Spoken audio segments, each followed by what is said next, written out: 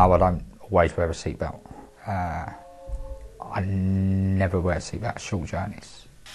28% of drivers aged 18 plus don't always wear their seatbelt. On short journeys, like if I go to the petrol station near my house or the shop, sometimes I can't be bothered to put it back on because I think it's such a short journey. I'm not going to pick up enough speed to go round the corner to have a bad crash. Even at slow speeds on roads you know well, with no seatbelt, you can still be seriously injured or killed. Because I'm a delivery driver, I'll be going from one street to another street, maybe next to each other, so it'd be on and off, on and off, on and off. So I don't feel that I have to wear one all the time. You are twice as likely to die in a crash if you don't wear a seatbelt.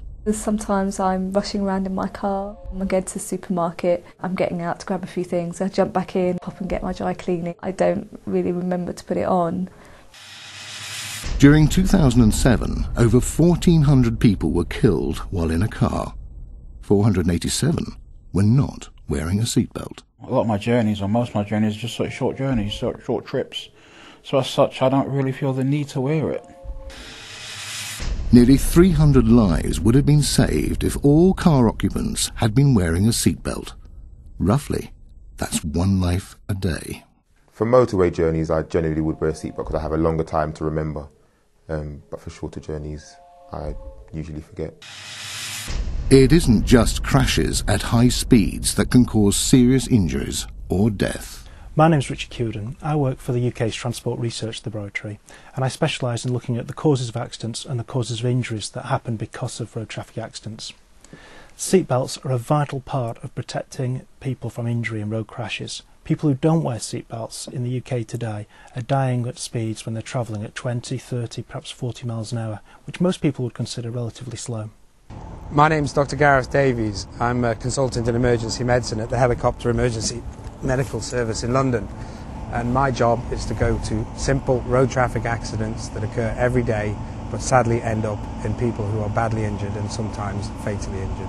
Seatbelts are really effective safety devices. They work for all sorts of vehicle users and all sorts of impact types, but they're especially effective in frontal impacts. We've recently done some research for the post office where we crashed one of their standard delivery vans travelling at 30 miles per hour into the side of a truck. We deliberately didn't put the seatbelt on the dummy, so the dummy stopped in a vastly reduced stopping distance, experiencing huge forces compared to those he would have experienced if he'd worn a seatbelt and stopped in the larger distance of the van. Because he didn't wear a seatbelt, this was a real person, we would have seen really significant injuries, perhaps even death. We break that crash down into three distinct phases. The first one, people often believe they can stop themselves. But sadly, they have no chance of responding to it. It happens in the blink of an eye, and there is nothing that they can do to prepare themselves or stiffen up for the crash. Literally in the beat of a heart, the event will be over. The second stage is when you impact the steering wheel. At that point, you're completely flying free within the vehicle, and that impact is going to hurt.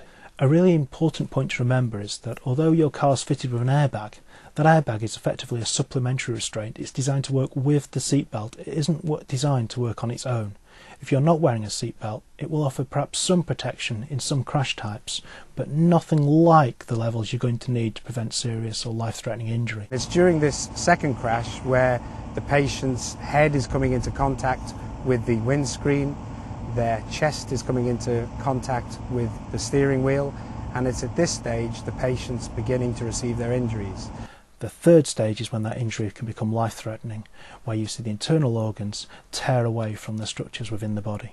In the chest, the heart and the lungs are coming forward towards the steering wheel, and it's at this stage they're being pierced and torn by the fractured ribs, and the simple impact of the heart stretching forward is literally tearing a hole in the main vessel of the heart, the aorta. Had the driver we'd just seen been wearing a seatbelt, we'd have seen a really different outcome. Firstly, he would have been connected to the vehicle really early on. So rather than the vehicle stopping and then him hitting the inside, as the vehicle slowed down, he's connected to the vehicle through his seatbelt, so he slows down with the vehicle over all that time and distance. Now sure, the bits inside him, his internal organs, are also being restrained, but they've got all that extra time and distance to change velocity over, which really significantly reduces the forces and means that we really don't see anything like the injuries at these sorts of speeds for seat-belted people. For people who don't wear a seatbelt, it's crazy. It's an event that will take their life from them, and by just one simple application, 2 seconds of putting a seatbelt on, that same crash can just result in a bent car and perhaps some bruising to the chest, but they won't lose their lives.